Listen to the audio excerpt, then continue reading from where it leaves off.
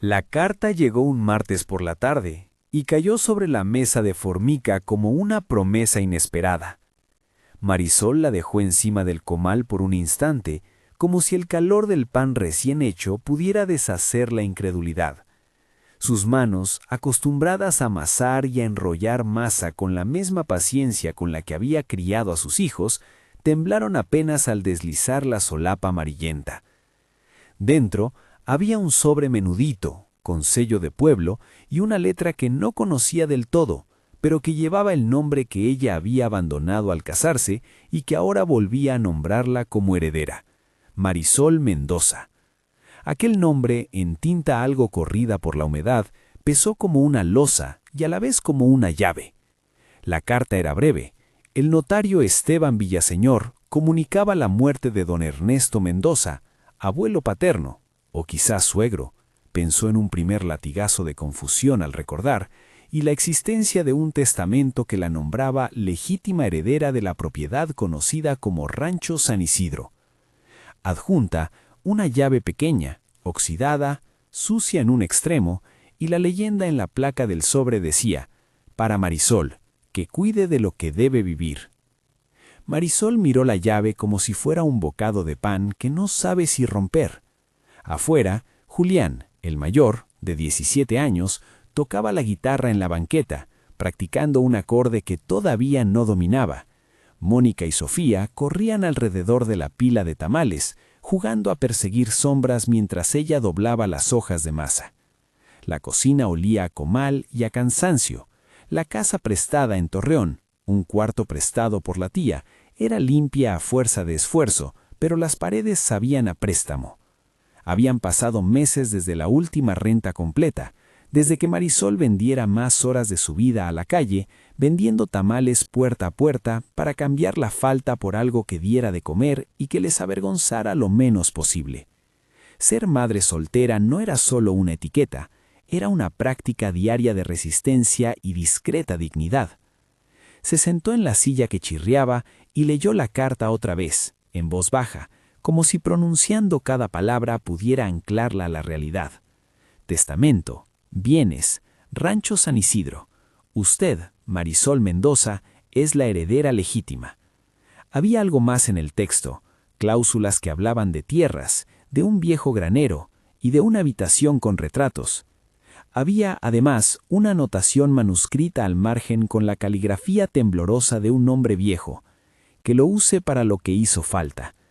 No estaba claro lo que había hecho falta, pero la caligrafía parecía implorar algo parecido al perdón. Julián entró con la guitarra al hombro y la sonrisa dormida. Tenía las manos callosas por las tardes trabajando en una frutería. Su rostro aún guardaba la misma dureza que Marisol había visto durante años, una mezcla de cariño y la obligación de proteger a sus hermanas. Se acercó y tomó la llave. La sostuvo con las yemas, y por un instante los tres niños y la madre se sintieron más cerca que nunca. ¿Será una casa grande?, murmuró Sofía, que tenía 9 años y una manera de mirar el mundo como si cada cosa fuera un cuento por descubrir. Mónica, la del medio, con 11 años, recogió una puntada suelta de la blusa y se acurrucó en silencio. La carta abría una posibilidad y también un abismo. «No me hagas promesas, Julián», dijo Marisol sonriendo con lo que le quedaba de voz. «Primero vamos al notario. No hay que ilusionarse con casas de novela». Pero la llave en la mano de la adolescente tenía la textura de lo imposible, y la mirada de Marisol se fue lejos, a un mapa de recuerdos que ella apenas conservaba. San Isidro no era un lugar que recordara con claridad, era una palabra larga que aparecía en las últimas fotos viejas de su exmarido, en conversaciones cortantes, en silencios en la mesa. Don Ernesto había muerto tiempo atrás, se decía en el pueblo, como se dice de la gente que envejece sin reparar lo que dejó atrás. Esa tarde, antes de cerrar, Marisol hizo cuentas. Las cuentas, como siempre, no cuadraban. Una deuda con la luz que podía esperar una semana más, la escuela de los niños con uniformes que se cosían por tramos, la presión de las horas extra. La llave era una posibilidad. La respuesta del notario, un billete de esperanza y precaución. Llamó al número que venía en la carta. Al otro lado, una voz grave. Somos de la oficina del notario. Si puede, pase mañana. Aquí le esperamos. Nadie prometió nada más. Nadie ofreció milagros, solo pasos. Antes de que la noche cayera, Marisol preparó tamales suficientes para cubrir la jornada del día siguiente y guardó la carta en el bolsillo del delantal. La dejó junto a la esquina donde siempre guardaba las monedas sueltas, como una puerta entreabierta. Esa noche, cuando los niños ya dormían, se sentó en la escalera y miró la ciudad como quien mira un mapa en busca de un punto en la distancia. La llave parecía latir en su bolsillo, pequeña y pesada. Si esta historia te llega al corazón, ¿qué harías tú si heredases una casa que no conoces? ¿Te marcharías de inmediato o esperarías a entender por qué alguien quiso dejarte algo así? Piensa en eso un instante y sigue conmigo. Para Marisol, la pregunta no era teórica, era la diferencia entre seguir vendiendo tamales hasta el fin del mes o arriesgar la incertidumbre por algo que podía cambiarlo todo. El viaje al pueblo no fue directo. Tomó un autobús a la salida de la ciudad y después una combi que serpenteó por la carretera hasta lugares donde el asfalto se volvía polvo. La sierra apareció como una memoria de piedra, cerros recortados, cardos torcidos, casas que parecían apilarse contra la pendiente como si se abrazaran al suelo. Durante el trayecto, Marisol observó a la gente que bajaba y subía, campesinos con las manos enrojecidas por el trabajo, mujeres con rebozos y niños con mochilas. Ella llevaba poco equipaje, una mochila con ropa, la carta en el bolsillo interior y la llave dentro de la suya, pegada al pecho como un talismán. En el pueblo la recibieron dos cosas, el viento y la mirada curiosa de quienes aún recordaban los apellidos. No era la intendencia de la ciudad, aquí el rumor viajaba rápido. En la plaza, la fuente estaba seca. En el puesto de la esquina se oía a alguien hablar de sementales y de siembras. El notario, un hombre de mediana edad, de rostro serio y manos limpias, la esperó en una oficina con ventanas que daban a la calle principal. Se llamó Esteban Villaseñor, tal como decía la carta. Tenía papeles encuadernados, sellos y una expresión profesional que, para Marisol, fue aliviadora y a la vez pesada. «Es una herencia legítima», explicó Esteban con voz medida. «Don Ernesto falleció sin herederos directos que reclamaran, y en su testamento usted figura como beneficiaria. Las tierras, el rancho San Isidro y la casa», hubo una pausa, «están a su nombre. Claro que hay un trámite para formalizarlo, impuestos que cubrir, unas cuentas pendientes que se liquidan con el registro. No es tan sencillo como recibir la llave, pero legalmente es suyo». Marisol escuchó cada palabra como si fuesen gotas de lluvia en una lámina de metal. «Tiene papeles», repitió en su mente, «tiene un testamento», y con ello una certeza que en su casa de la ciudad no existía, que no todo estaba sujeto al gesto efímero de la caridad. Esteban le explicó los pasos: revisión del registro, liquidación de impuestos, levantamiento de inventario, todo en un tono que no ocultaba la burocracia ni vendía atajos. Ella asintió, preguntó por los costos y por cuánto tiempo podría demorar. Esteban respondió con fechas prudentes y le ofreció acompañarla al rancho si así lo deseaba. La policía local podía dar escolta si lo necesitaba. Marisol vaciló. No era mujer de lujos legales ni de abogados caros, pero tener a alguien que pusiera nombre a los papeles le daba oxígeno. En la plaza, antes de partir, conoció a Tomás Salazar. Él la había visto desde la sombra de un portal, apoyado en un bastón que no necesitaba. Tomás era delgado, su piel curtida por el sol del campo y tenía el gesto ancho de los hombres que saben dónde crecen las semillas. Sus ojos, sin embargo, eran los de alguien que había visto muchas cosas y que se acordaba de otros tiempos en el rancho. «Trabajé muchos años con don Ernesto», dijo con voz rasposa y un dejo de orgullo que no pedía nada a cambio. Cuando Marisol le mostró la llave, Tomás sonrió sin júbilo, como si la emoción fuera un peso que no debía tirar encima de nadie. «No piense que aquí todo es fácil», advirtió Tomás. San Isidro se quedó a medias hace años. Algunos lo quieren por el terreno, otros por la memoria. Hay gente con ganas de hacerse de lo que queda. Si usted va, mejor que no vaya sola. La advertencia de Tomás no fue una amenaza tanto como una recomendación. Marisol, sin embargo, ya había decidido venirse.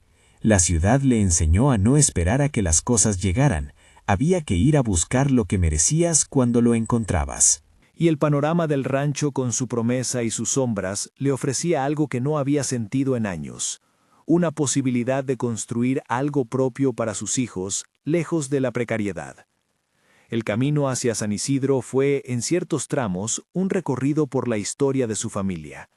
Los nombres aparecían en los corrales abandonados y en el viento que olía a heno viejo. Al acercarse, las primeras casas eran de adobe resquebrajado, puertas inconsútiles, una iglesia de campana callada y el ruido ocasional de gallos. La casa de don Ernesto se alzaba al final de una avenida de olivos que parecían custodiarla, un caserón de tejas rotas, con una fachada que aún guardaba los rastros de épocas mejores. El patio estaba cubierto de maleza y el granero, en un lateral, sostenía su techo con vigas que se quejaban. Marisol bajó del coche sin dramatismo. No llevaba equipaje más que la mochila y la llave metálica en un bolsillo. Julián, con la entrepierna enrojecida por la tensión, observaba la casa con el mismo escrutinio que un vigilante nuevo. Para él era la promesa de tener espacio, una posibilidad de aire. Mónica y Sofía corrieron hacia el umbral, más decididas por el anhelo de aventura que por la nostalgia. Tomás lo siguió con paso corto, como quien entra en una casa que lleva años cruzando en sueños. La puerta principal se abrió con un quejido que pareció insistir en no ser molestada. Dentro, los muebles estaban cubiertos con sábanas amarillas. Las cortinas guardaban polvo como si fueran testigos de una ausencia prolongada. En la sala, un retrato grande dominaba la pared, un hombre de mirada severa y barba rala, vestido con traje antiguo. Don Ernesto, pensó Marisol, y sin embargo la imagen de aquel hombre tuvo algo que la confrontó, una austeridad que no sabía si era culpa o nobleza. La casa olía a cerrado, a madera vieja, a recuerdos enmohecidos. Mientras Tomás conversaba con el notario sobre los documentos y la posibilidad de limpiar y registrar, Marisol siguió por los pasillos. La linterna que había traído en la mochila proyectaba círculos de luz que revelaban detalles: una cadena oxidada, una caja de herramientas vacía, un mueble con cajones. Llegó al granero por la puerta lateral y se topó con una escena que parecía sacada de una fábula. La paja apilada hasta el techo, el suelo cubierto de polvo, huellas de animales domesticados que parecían haber sido olvidados. Y en uno de los rincones, semiocultas por unos costales, notó una trampilla no muy grande, con el candado abierto y la madera algo carcomida. Su corazón se apretó. Había encontrado, sin buscarlo del todo, lo que la carta insinuaba. La tentación de abrir algo oculto fue más fuerte que la prudencia. Con las manos que no temían al trabajo, esas que habían amasado pan, que habían cargado frío y calor en la cocina, Marisol apartó la paja. La trampilla se dio con un susurro al que siguió una bocanada de aire frío, un olor a clausura y a barro antiguo. Debajo, una escalera de mano descendía en un ángulo pronunciado hacia la oscuridad. ¿Estás segura de eso?, preguntó Julián desde el umbral, con la voz baja. Las chicas se acercaron detrás de él, pequeñas sombras. Marisol tomó la linterna más potente y la apuntó hacia abajo. Las tablas crujieron bajo su peso. El aire olía a tierra mojada y a algo metálico, como si dentro de esa oscuridad se guardaran monedas o secretos. Bajó sosteniéndose de la baranda y notó que la temperatura cambiaba. Era como entrar en otra casa, más pequeña y más cerrada, donde el tiempo parecía haberse detenido. Al llegar al final de las escaleras, se encontró frente a un pasillo estrecho cuyos muros estaban revestidos de tablones. A ambos lados, pequeñas gavetas empotradas y un olor intenso a aceite y cera. La linterna cortó sombras que se desprendían de los objetos, y más adelante un brillo pálido quimérico iluminó lo que parecía un cofre. No era grande, pero pesaba en la mirada como un bulto de destino. Madera oscura, tiras de hierro que la mano de alguien, hacía años, había atado con prisa. Encima del cofre, sobre una tela ajada, había sobres y papeles sellados. El cofre llamó a Marisol con la gravedad de lo final. Se arrodilló sin pensar y lo tocó. La madera conservaba una historia de manos y de cierres. El hierro crujió y se dio con un gemido que pareció reverberar en los muros. Dentro, el metal brilló. No era la abundancia de las películas, eran monedas antiguas, tiras de oro que brillaban con moderación, y junto a ellas una bolsa con documentos atados por una cinta. Al desatar la cinta, la primera cosa que reconoció fue un sello notarial.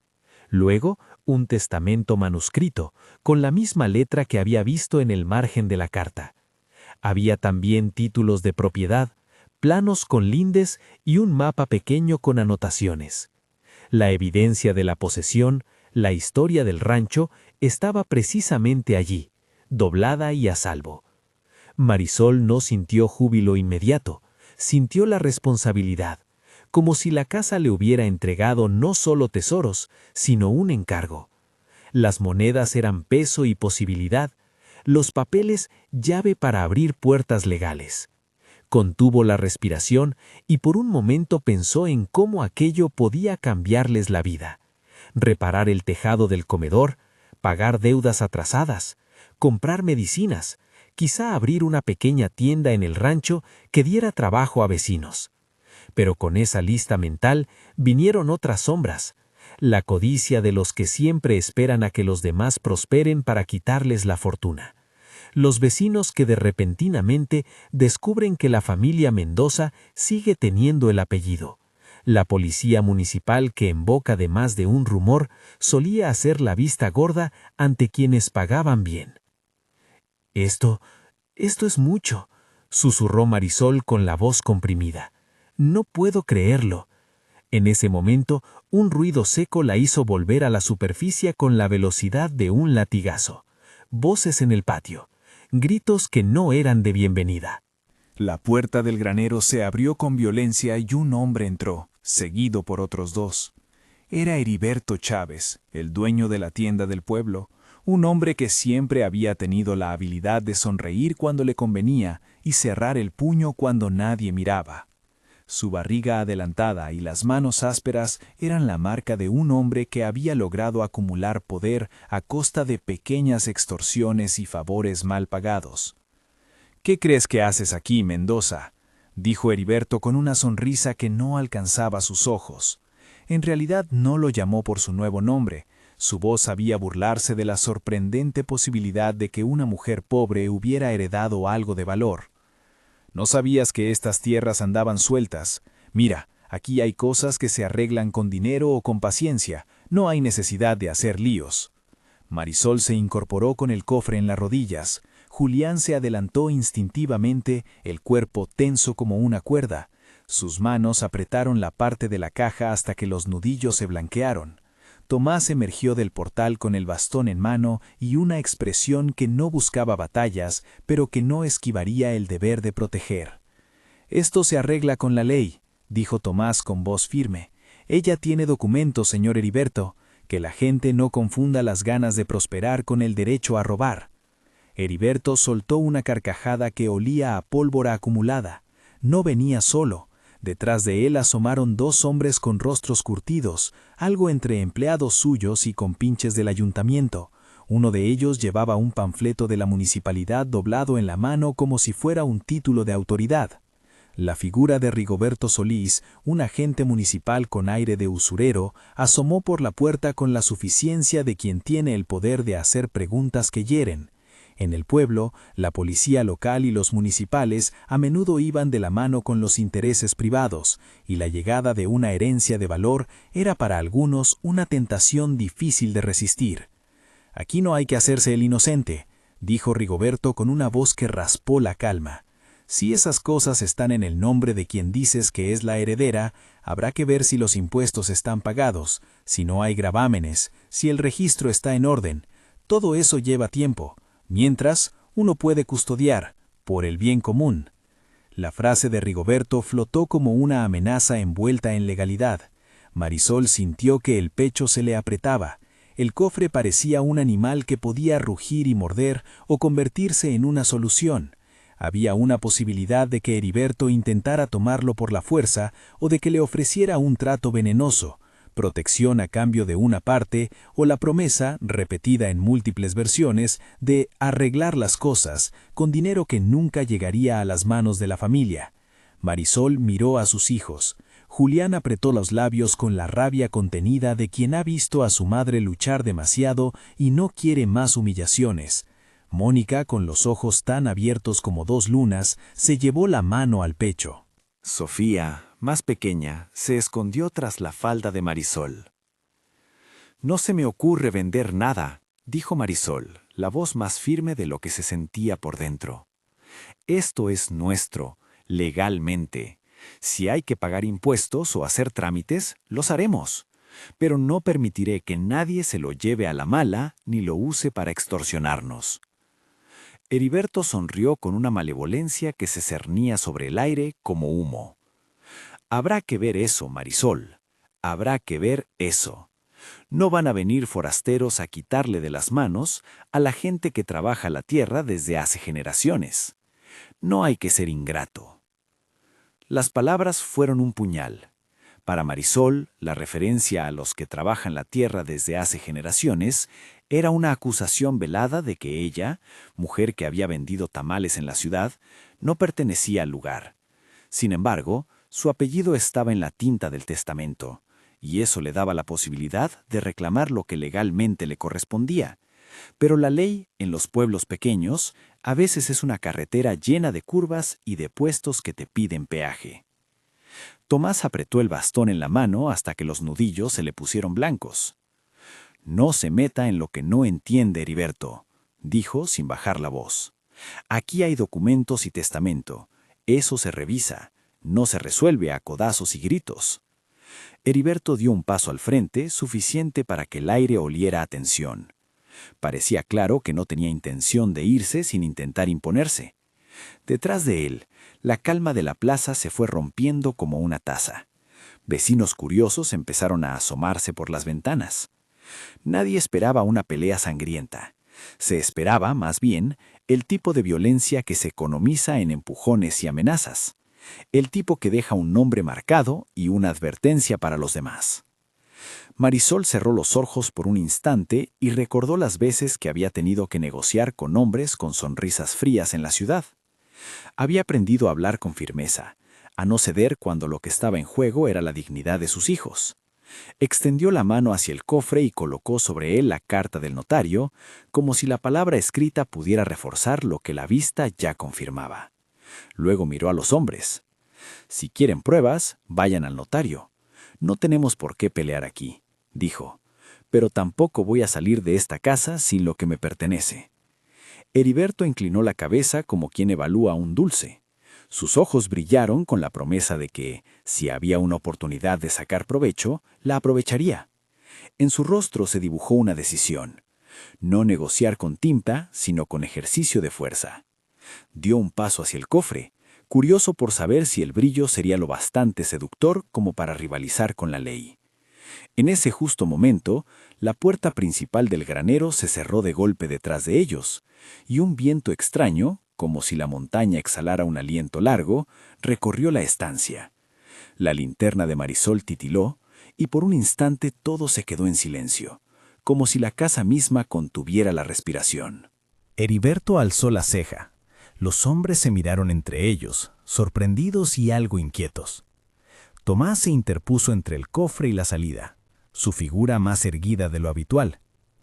«No se mueve nadie», dijo Tomás con voz que buscaba la autoridad que no le pertenecía por derecho, pero sí por experiencia. «Esto lo arreglamos en la plaza, con testigos, no hoy en la oscuridad». Heriberto resopló. Afuera, la sombra de la tarde se hacía larga y los murmullos en la calle aumentaban. La tensión se volvió casi palpable. Ninguno de los presentes quería iniciar un conflicto que pudiese avisar a la policía estatal, que era quien, según los rumores, mantenía cierto orden cuando los municipales se excedían. Pero mientras se decidía el paso a seguir, Rigoberto, que había permanecido en la entrada con la compostura de un hombre que cree en su propia ley, sacó un papel arrugado del bolsillo y lo mostró con teatralidad. «Vea usted», dijo Rigoberto, «que faltan algunos documentos que acrediten el pago de impuestos de los últimos 10 años. Eso se regulariza en la municipalidad. Mientras tanto, habrá que custodiar esto, por el bien del pueblo». La frase volvió a colgar en el aire como una amenaza envuelta en formalidad. Marisol sintió que el suelo se deslizaba. El cofre, la carta, todo aquello que parecía la puerta a una vida distinta, podía convertirse en la disculpa perfecta para arrancarle de las manos lo que apenas comenzaba a pertenecerle. Miró a sus hijos, a Tomás, a Esteban. Nadie en ese instante parecía tener la solución que apaciguara la codicia y al mismo tiempo protegiera lo que era suyo. Solo quedaba decidir. Marisol apretó la mandíbula. No estaba dispuesta a ceder a la improvisación del miedo. Había aprendido que las batallas más duras no siempre se ganan con la furia del pulso, sino con la calma del pensamiento y con la alianza de quienes saben seguir las reglas. Quizá ese día no conseguiría la tranquilidad. Quizá ese día iba a empezar una lucha que duraría más tiempo del que le gustaría, pero algo en la raíz de su pecho se afianzó como un pilar. No dejaría que la herencia se convirtiera en la excusa para arrancar a su familia el futuro. En el silencio que siguió, cuando las voces se apaciguaron un poco y el crepúsculo se asomó a las ventanas como una cortina, la sensación de que no todo quedaba resuelto se hizo más intensa. Afuera, la plaza hacía gestos de agitación. Adentro, el cofre brillaba con una luz que parecía más bien la promesa de problemas venideros que la felicidad definitiva. Marisol tomó la carta del notario y la sostuvo con fuerza, como quien toma la cuerda que le permitirá escalar cuando suban las aguas. «Lo arreglaremos», murmuró, «más para ella que para los demás». No hubo tiempo para más palabra. Desde afuera se escuchó un motor que se acercaba. Aunque al principio pareció ser únicamente de un coche, el sonido trajo consigo la imagen de autoridades o de hombres con luces en los chalecos, o quizás de alguien que podría inclinar la balanza. En el granero, todos contuvieron la respiración. Heriberto sonrió por última vez y se apoyó en la puerta, calculando el tiempo. La puerta principal del rancho se abrió, pero no entró un hombre con traje ni un equipo con placas oficiales. Entró, en cambio, un rumor aumentado, voces altas, pasos apresurados y, lo más inquietante, la presencia de autos que no pertenecían a aquel pueblo pequeño, sino a una carretera más lejana. La noche se cerró con el ruido metálico de puertas y el faro de un vehículo que tamizaba las sombras del patio. El cofre quedó en el centro del ruedo, como si fuera un árbitro al que todos miraban en espera de un fallo que aún no llegaba. El motor de los coches cortó el rumor y dejó una chía de luces que recortó las figuras en el patio. No eran los vehículos de la municipalidad.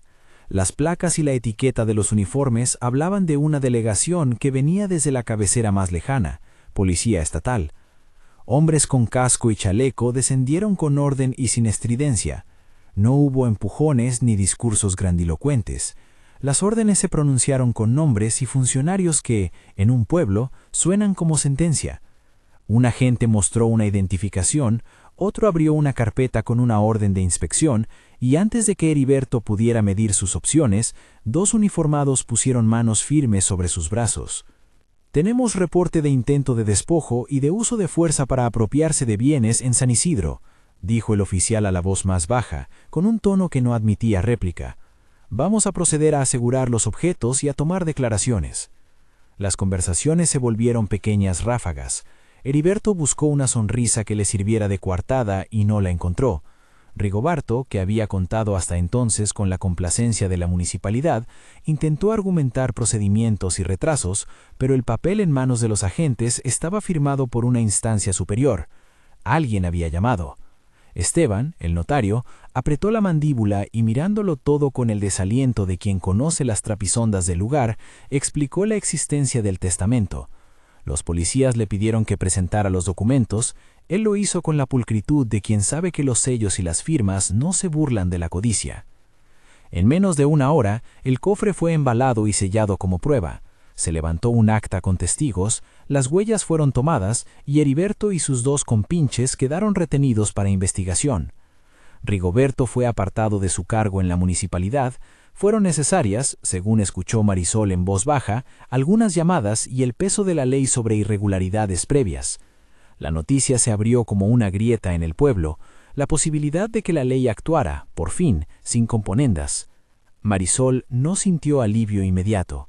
La presencia de la policía resolvía lo inmediato, la violencia, la amenaza de apropiación, pero dejaba intactas las obligaciones burocráticas que Esteban había mencionado: impuestos atrasados, inventarios por actualizar, trámites para inscribir la propiedad a su nombre en el registro público. La finca tenía, además, una deuda con un crédito que don Ernesto había sacado años atrás para una siembra que falló. Esos pasivos no desaparecían por arte de una detención. «Esto apenas empieza», le dijo Esteban con paciencia. «Podemos consignar el cofre como prueba, pero necesitamos inventariar todo y abrir la gestión formal. Tendremos que ver si es pertinente vender una parte para cubrir los gastos del registro y los impuestos. Hay caminos legales para asegurar lo que haga falta». Marisol escuchó, asentía, hacía preguntas que mostraban su ignorancia y su deseo de aprender. No quería que la herencia se volviera un gesto de ostentación o un pretexto para más violencia. Quería, por encima de todo, que sirviera para crear respiro, trabajo y dignidad. En la plaza, la gente murmuraba, y algunos miraban con ojos nuevos a la mujer que había vuelto con llave y testamento. Otros miraban con sospecha, preguntándose si una mujer de la ciudad tendría la inteligencia o la fuerza para conservar lo que ahora parecía suyo. Esa misma noche, mientras los agentes continuaban con su diligencia, Marisol se sentó en el borde del muelle del granero y dejó que el aire nocturno le llenara la cara. El sello que la policía había puesto sobre el cofre aún recordaba la firmeza de acero y la promesa de no tocar aquello hasta que todo fuera claro. Julián, Mónica y Sofía se habían quedado en la casa, cogidos a un silencio que les había enseñado a contener la pregunta y la esperanza. Tomás se acercó y se apoyó en la baranda. «No le prometo soluciones fáciles», dijo, «pero sé trabajar la tierra y conozco a la gente de por aquí. Si quieres, empezamos limpiando los corrales y organizando lo que se pueda. Primero seguridad, después papeles, luego trabajo». Marisol miró al hombre que había sido guardián del rancho durante años. En su rostro había años de sol y una memoria que no se presta a engaños. Había algo más, una lealtad que no cobraba por adelantado. Decidió aceptar la oferta. La ciudad había moldeado su carácter para no dejar las cosas a medias. Encontraba la suerte con las manos.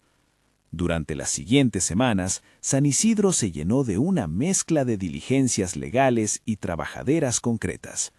Esteban, con su talante correcto, abrió expedientes, llamó a contadores y publicó en el registro los documentos necesarios para iniciar la inscripción. Un abogado joven, recomendado por un contacto de don Jacinto Salcido, una persona a la que finalmente Tomás había logrado contactar, se integró al equipo para enfrentar las impugnaciones que Heriberto y otros interesados pretendían esgrimir. Don Jacinto, que años atrás había sido socio de don Ernesto y que llevaba un gesto de culpa por no haber impedido ciertas decisiones, se presentó con el peso del cuero y la voluntad de reparar. «No vine a sacar réditos», dijo don Jacinto la primera vez que se sentó en la mesa del comedor con la familia. «Vine a responder a lo que quedó pendiente. Si hay que poner dinero para los impuestos y para iniciar los trabajos, lo pondré. Pero que quede claro, este rancho no será un cheque en blanco para mi nombre. Pondremos una administración común». La oferta de don Jacinto alivió parte de la presión financiera, pero también obligó a Marisol a pensar en gobernar. No deseaba que la riqueza se concentrara en un puñado. Si la promesa del testamento hablaba de usar para lo que hizo falta, ella entendió que eso exigía transparencia. Con la ayuda del abogado y del notario, se creó una comisión conformada por vecinos, por Tomás y por representantes de la familia Mendoza. Se establecieron reglas, un fondo para pagar impuestos y deudas, otro para inversiones productivas y la obligación de un informe trimestral hacia la comunidad. Mientras la burocracia avanzaba, los trabajos en el rancho comenzaron a dar pequeños frutos. Aurelio y Pancho, dos hombres que habían trabajado con Tomás, llegaron con herramientas y la paciencia de quienes saben que una casa no se salva en un día. Juntos limpiaron el establo, revisaron el sistema de riego, desasolvaron una parcela que había sido olvidada. El primer mes se gastó en empeños de saneamiento, quitar telarañas, arreglar tuberías, reparar el techo del comedor donde dormirían las mujeres y los niños que vendrían a trabajar. Se contrató a varias familias del pueblo para trabajos eventuales. Marisol insistió en cheques, no promesas, pago justo por jornada, condiciones de trabajo mínimas y siempre listado claro de quienes contrataban. La venta de una parte del oro del cofre se evaluó con prudencia. No fue una liberación hedonista, se llevó a cabo mediante peritos y sobre la base de la declaración notarial. Una parte del metal se destinó, legalmente, a pagar los impuestos pendientes y a cubrir el primer año de inversión en proyectos productivos. Otra se guardó como garantía para el fondo comunitario. Las monedas antiguas no se usaron como trofeo, sino como herramienta. Ese gesto de vender lo necesario y conservar lo que haría falta para sostener la familia fue el primer acto que marcó el tono del proyecto. Administrar, no derrochar. En paralelo, la presión legal sobre Heriberto y Rigoberto se consolidó. Bajo examen, surgieron facturas falsas y acuerdos por debajo de la mesa que mostraban un patrón de comportamiento. El juicio no fue una farsa de película, fue un proceso lento, con audiencias en la cabecera municipal y después en la sala regional. Heriberto intentó defenderse con bronca y con acusaciones contra testigos, pero la prueba documental y la constancia de vecinos que habían visto cómo él intentó apropiarse de parcelas sin título marcaron el rumbo.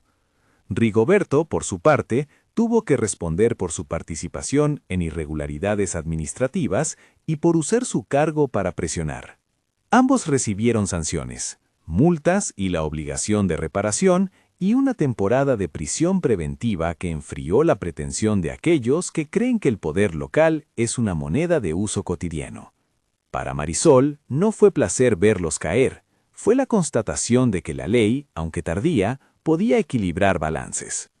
Entretanto, en una madrugada de viento tibio, algo diferente ocurrió. No fue un trueno ni una voz que se presentara con órdenes solemnísimas. Fue una luz tenue que atravesó la sala principal como si alguien hubiera prendido una vela dentro del retrato de don Ernesto. La luz no llevaba discursos, se manifestó en matices verdosos como las viejas lámparas de aceite y se concentró cerca del gran cuadro que había presidido la estancia. Marisol estaba sola en la sala, con la carta del notario en la mano y los ojos pegados al retrato que siempre le había parecido severo. Julián dormía con un pie colgando del colchón. Las niñas respiraban como si la tarde les hubiera regalado sueño. La luz pareció respirar. La pintura no cambió, pero Marisol sintió una presencia, una densidad que no era amenaza, sino peso de antigua culpa. No oyó palabras claras, sino imágenes, manos que cerraron canales de agua, una bodega vacía en tiempos de hambre, una mesa con platos que no alcanzaban. Fue, antes que nada, un remolino de sensaciones que le mostró la historia incompleta de San Isidro. La idea que emergió fue simple y humana. Aquello que se tenía debía servir para remediar lo que se había quebrado. No hubo milagros. No se abrió un baúl con instrucciones divinas. Lo que sintió Marisol fue, sin embargo, una exigencia ética que no la dejó indiferente. La presencia, si podía llamarse así, no habló en dogmas ni en mandamientos, simplemente le enseñó la responsabilidad que la herencia implicaba: reparar daños, distribuir con justicia y no repetir los errores de generaciones que hicieron de la tierra mercancía. Fue una experiencia íntima y breve, tan justa que en lugar de deslumbrarla, la puso sobre una mesa de trabajo. Marisol, que se había formado en la ciudad a base de tratar con hombres que ofrecían soluciones fáciles, interpretó aquello como una llamada a la acción responsable, no como una garantía de que todo saldría bien. A la mañana siguiente, el retrato parecía el mismo que siempre: cejas pobladas, mirada dura, labios apretados, pero quienes lo miraban sentían que algo había cambiado en la postura del cuadro. Ya no parecía acusador, sino que dejaba espacio. Marisol no comentó la aparición. Guardó aquella noche para sí como se guarda una promesa. La convertía en proyecto: una clínica para los vecinos, una escuela digna para los niños, empleo con salario claro. Si había un mandato, era traducirlo en acciones. Con la legitimidad legal y el control del cofre y los documentos, el siguiente desafío fue financiero y administrativo. La comisión decidió crear una estructura cooperativa, asambleas de socios donde cada trabajador tendría voz, un consejo de administración con representantes de las familias y un auditor externo para evitar desviaciones.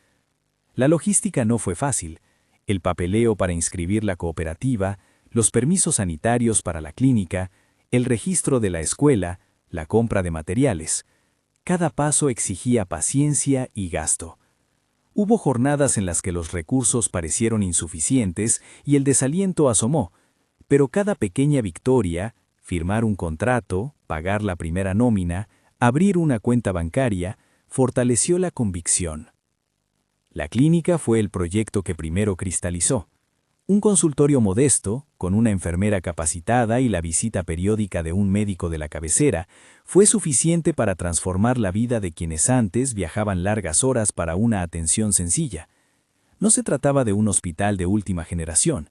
Era una respuesta concreta: vacunas al día, curaciones, atención prenatal, asesoría para la nutrición.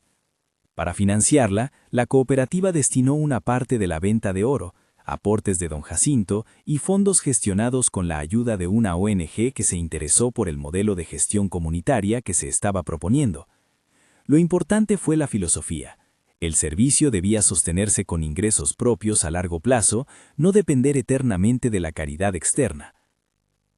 La escuela, por su lado, recibió apoyo de maestros que habían emigrado pero que recordaban el pueblo con cariño. Se acondicionó una sala amplia del caserón para aulas, se compraron bancos y pizarras, y Mónica, que siempre había tenido gusto por las lecturas, fue inscrita en la primera clase con el orgullo de la niña que sabe que algo suyo se hace realidad. Julián, por su parte, encontró en la gestión del campo una tarea que no le exigía dejar la educación por completo. Se ocupó de coordinar turnos de trabajo y aprendizaje agrícola, y pronto su mirada, antes dura por el esfuerzo, se suavizó con la responsabilidad de ver brotar la primera siembra comunitaria. El trabajo cotidiano fue la verdadera prueba de la herencia. Las semanas no se contaban por las noticias, sino por las parciales cosechas, por el pago puntual a quienes trabajaban, por el registro de cumplimiento en la administración. La comunidad aprendió a discutir las cuentas en asamblea, a votar proyectos y a rechazar la opacidad. No todas las voces fueron aplaudidas.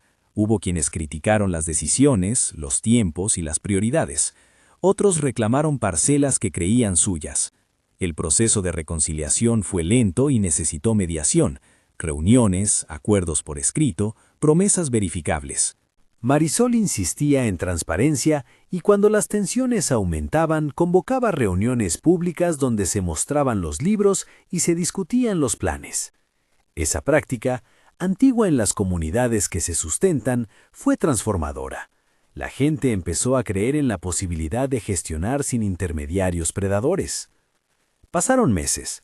La primera cosecha comunitaria fue modesta, pero suficiente para pagar el salario de quien mantenía la clínica y para comprar libros para la escuela. La economía del rancho no explotó de un día para otro, se construyó con jornadas de sol y barro, con contratos firmes, con jornadas de trabajo y estudio. Se invirtió en un pequeño molino para procesar harina y en la reparación del canal de riego. la misma obra que en la visión de la noche luminosa había sido tema de abusos pasados. Restauraron un pozo de agua que había sido el centro de una vieja disputa. Ahora se reglamentó su uso y se creó un comité que vigilaba la distribución equitativa. La historia de la comunidad cambió gradualmente la percepción sobre Marisol. Al principio hubo recelo. Una mujer de la ciudad que llegaba con una llave siempre genera narrativas, pero cuando la gente vio los contratos en blanco, los pagos cumplidos, las asambleas con registro, el recelo dejó paso a respeto. Marisol no buscó cargos honoríficos, rechazó la idea de ostentación. Prefería sentarse entre los trabajadores, repartir tareas y escuchar a quienes tenían años de experiencia. Su modo de liderar se basó menos en discursos que en la firmeza de las decisiones y la claridad de las cuentas. El proceso judicial contra Heriberto y Rigoberto culminó en audiencias largas. El pueblo se congregó a ratos para escuchar las resoluciones que, aunque técnicas, tenían consecuencias. Las pruebas mostraron un patrón: intimidaciones, acuerdos forzados, tratos bajo la mesa. No se trató de una condena ejemplarizante por venganza, sino por responsabilidad. La justicia ordenó reintegrar ciertos terrenos a la administración comunal, impuso multas y determinó medidas de reparación para quienes habían sido perjudicados por negocios irregulares. Heriberto perdió su tienda por embargos y con ello el poder que ejercía. Rigoberto fue separado del cargo y afrontó una sanción que lo obligó a abandonar su posición. Algunos en el pueblo celebraron en voz baja, otros consideraron que el castigo era poco. Para Marisol, lo importante fue que la ley funcionara y que la violencia institucional quedara desacreditada. Hubo momentos de cansancio y de disputa. Un grupo pequeño reclamó que la venta de oro había sido precipitada. Otro reprochó el papel de don Jacinto. Marisol tuvo que mediar con la prudencia de quien sabe que la comunidad es una red de historias entrecruzadas. Abrió cuentas claras, creó comités de vigilancia y permitió auditorías externas relacionadas con proyectos de la cooperativa. Fue un paso arriesgado que, sin embargo, consolidó la confianza. La transparencia demostró que la herencia no era atajo para algunos, era recurso para muchos. Los hijos de Marisol vivieron la transformación de modo singular. Julián, al cumplir 18 años, se convirtió en un puente entre generaciones. Su habilidad con las cuentas y su fuerza para las labores de campo lo hicieron candidato natural para coordinar la gestión agrícola. Mónica, con el tiempo, encontró en la escuela un impulso para soñar más allá del pueblo. Su curiosidad la llevó a interesarse por la docencia. Ayuda en la biblioteca y enseña a los más pequeños en las tardes. Sofía, que siempre había tenido manos inquietas, se enamoró de la huerta y a los 10 años ya conocía las estaciones de siembra mejor que muchos adultos. Para los tres, la casa que antes parecía un misterio se transformó en espacio de crecimiento. No fue un regreso dramático de ciudad a campo, fue una reconfiguración de identidades que incluyó trabajo, estudio y la posibilidad de un futuro no marcado por la precariedad. Un hito llegó cuando en una pequeña ceremonia la cooperativa inauguró oficialmente la clínica y la escuela. No hubo discursos grandilocuentes, sino palabras sencillas. Agradecimientos a los que creyeron, a los que trabajaron, a los que se comprometieron a vigilar la gestión. Don Jacinto habló poco, pidió perdón por aquello que no había impedido y prometió su compromiso para sostener proyectos sociales sin protagonismos. Tomás recibió un reconocimiento por su memoria y por guiar los trabajos. Aurelio y Pancho por su entrega. Esteban por su profesionalismo. Marisol miró a sus hijos y a la comunidad y sintió por primera vez en mucho tiempo que la herencia había cumplido su promesa inicial, no para enriquecer, sino para dignificar. La vida cotidiana no se volvió idílica. Hubo despidos fortuitos, temporadas malas de siembra, enfermedades que exigieron recursos y nuevas disputas de límites. Pero esas dificultades se afrontaron con procedimientos, asambleas, decisiones por mayoría, ajuste de presupuestos. Las ganancias se reinvirtieron en infraestructura. La cooperativa abrió pequeños créditos para quienes quisieran iniciar emprendimientos, una panadería comunitaria, telares, una microempresa de conservas. La misión se amplió, no se trataba solo de sostener San Isidro, sino de crear un tejido económico que ofreciera alternativas a los vecinos y evitar que la pobreza forzara migraciones. Con el tiempo, la figura de don Ernesto dejó de ser el retrato que miraba con severidad.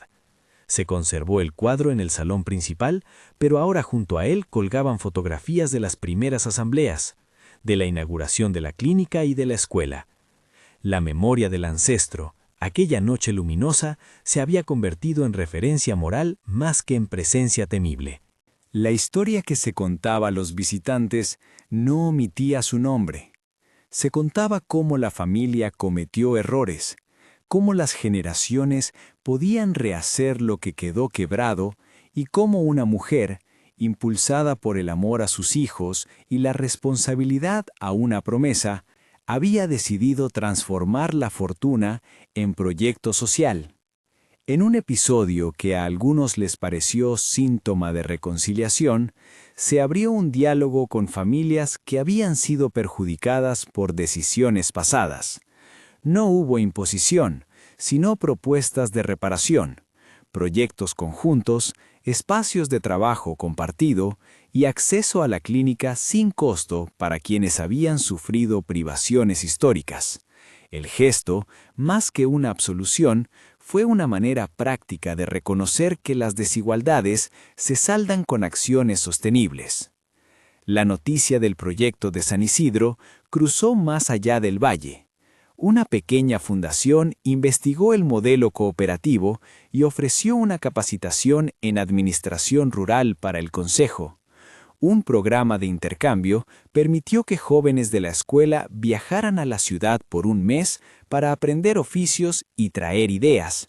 Estos contactos no transformaron la esencia del rancho, pero sí ofrecieron herramientas para diversificar la economía.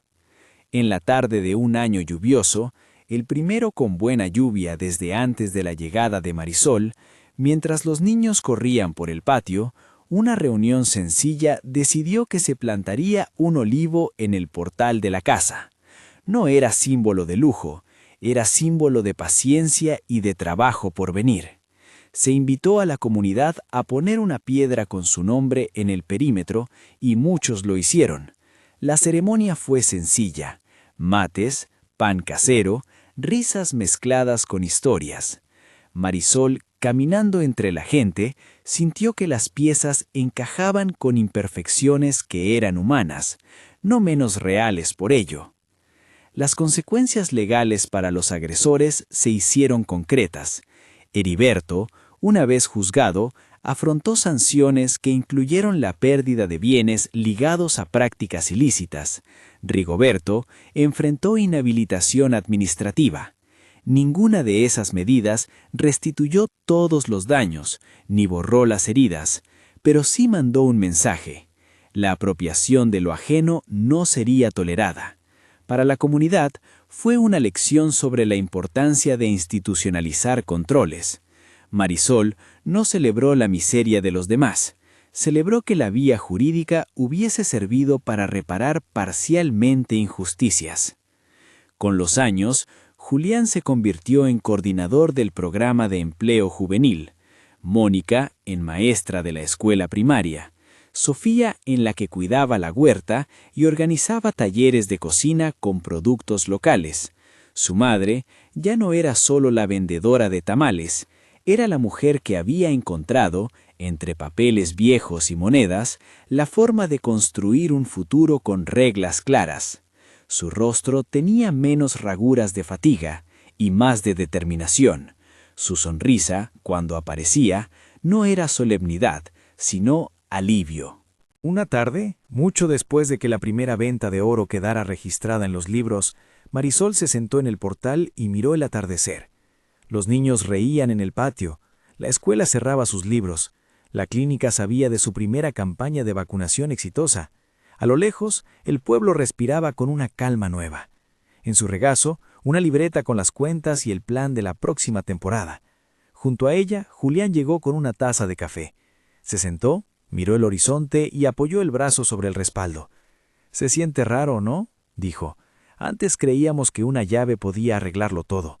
Ahora sabemos que arreglarlo cuesta noches de trabajo». Marisol asintió. La llave había sido el inicio, no la solución. Había sido la grieta por donde entró la posibilidad de transformar no solo la vida de su familia, sino la de un pueblo. Al cerrar la libreta, la luz del ocaso pintó las tejas de rojo. En el portal, el olivo que plantaron años atrás proyectaba una sombra joven y firme. En el silencio que siguió, Marisol recordó la noche de la luz en el retrato. No contó su experiencia como revelación, la tradujo a hechos: creación de puestos de trabajo, atención de salud, escuela, transparencia y justicia. Comprendió que las manifestaciones íntimas sirven como impulso, pero que la tarea concreta es otra: convencer a quienes dudan con pasos claros, legislar con el pueblo, pagar cuentas, callar la boca a los codiciosos con pruebas y argumentos. Cuando llegó la hora de dormir, cerró la ventana del comedor y miró por última vez la casa que ahora vivía con sus habitantes. El sonido de la huerta al fondo, unas voces recitando la lección, una guitarra desafinada que Julián practicaba, eran música de una vida reconstruida de a poco. Sintió, por primera vez en años, una tranquilidad que no era total, pero sí más estable. Sabía que habría nuevas pruebas, nuevos embates del mercado y la tentación, pero también supo que la comunidad podía defender lo que se hace con trabajo y con transparencia. La historia de Marisol y San Isidro no fue una película de golpes dramáticos y finales abruptos, fue la sucesión de decisiones aparentemente pequeñas que juntas devolvieron dignidad a quienes la habían perdido. Fue el convencimiento de que una herencia no convierte por sí sola la pobreza en prosperidad, la convierte en posibilidad. La diferencia la marcaron las manos que trabajaron, la ley que se hizo presente y el compromiso colectivo. Años después, en una noche clara, una comitiva de visitantes llegó desde la ciudad para conocer el proyecto. Entre ellos, gente que había oído la historia y quería ver qué había en la práctica de una herencia convertida en responsabilidad. Al recorrer la clínica, la escuela, los talleres y la cooperativa, comentaron que lo más valioso no era lo que se había construido, sino cómo se había decidido construir, con transparencia, reparto y la voluntad de generar empleo justo. Marisol, al presentar la cooperativa, habló poco. Mostró libros contables, expuso el reglamento y dejó que hablaran quienes trabajaban día a día. Fue un gesto claro. Los protagonistas eran la comunidad, no la historia de una sola mujer salvadora. En la última escena, cuando el sol cerraba su arco y la casa se cubría de un dorado tibio, Marisol salió al portal y se sentó en la misma silla de siempre. A su alrededor, Julián enseñaba a un grupo de jóvenes a reparar una bomba de riego. Mónica corregía tareas en la mesa de la escuela. Sofía regaba las hortalizas con cuidado. La vida del rancho había adquirido el ritmo de quienes labran día a día, no de la fortuna instantánea ni del éxito sin esfuerzo. Marisol apoyó la cabeza contra el respaldo y cerró los ojos un instante, como si agradeciera sin oraciones formales. Pensó en la carta antigua que un día llegó a su mesa y en la llave oxidada que la condujo a una responsabilidad mayor de la que imaginó. Pensó en su padre, en don Ernesto, en las manos de Tomás y en las voces de la comunidad. Sintió que la promesa se había cumplido no en términos de riqueza personal, sino en la transformación de vidas cercanas, de vecinos que ahora tenían acceso a salud, a educación y a empleo digno. Si esta historia te dejó algo, compártela con alguien que crea en la dignidad del trabajo, en la fuerza de la comunidad y en la justicia que llega con paciencia. Porque más que un cuento de herencias, lo que pasó en San Isidro fue la elección persistente de convertir una oportunidad en un destino compartido, donde la riqueza se mide en cosas que no se compran: respeto, organización y la sensación de que el futuro puede ser distinto si se trabaja por él.